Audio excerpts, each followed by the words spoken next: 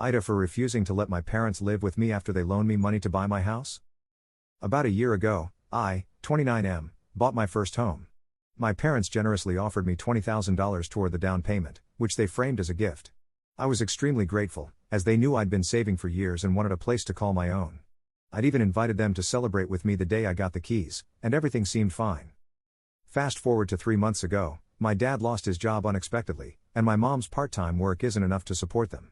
They called me up one day and casually mentioned that they'd be moving in with me until they get back on their feet. I was stunned, as they'd never asked, they'd just assumed. When I hesitated, they reminded me of the $20,000 they'd given me for the house and said it was time I paid them back by helping them out. This was news to me.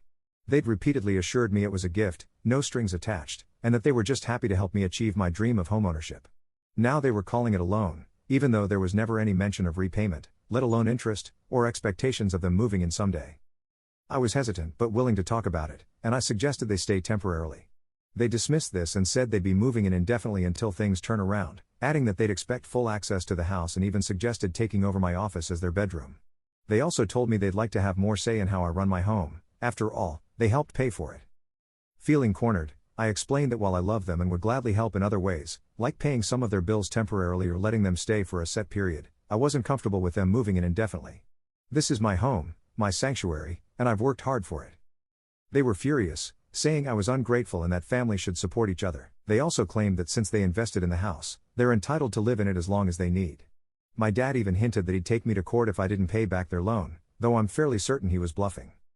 Now, several family members have weighed in, saying I'm the asshole for turning my back on my parents after they helped me buy my house. But I feel like they changed the terms after the fact, and I don't think it's fair to demand indefinite housing when that was never part of the deal. So, AITA for refusing to let my parents move in after they loaned me the down payment? Don't let them move in. Don't let them move in. You will regret it. They will never leave. Think about it. Always there. Changing your home until it's theirs, until you get so fed up you'll want to pack and leave. They gave you the money as a gift and now they mismanaged their finances or reframing it, i.e. lying that they invested in your home. Bullshit. Don't let them move in.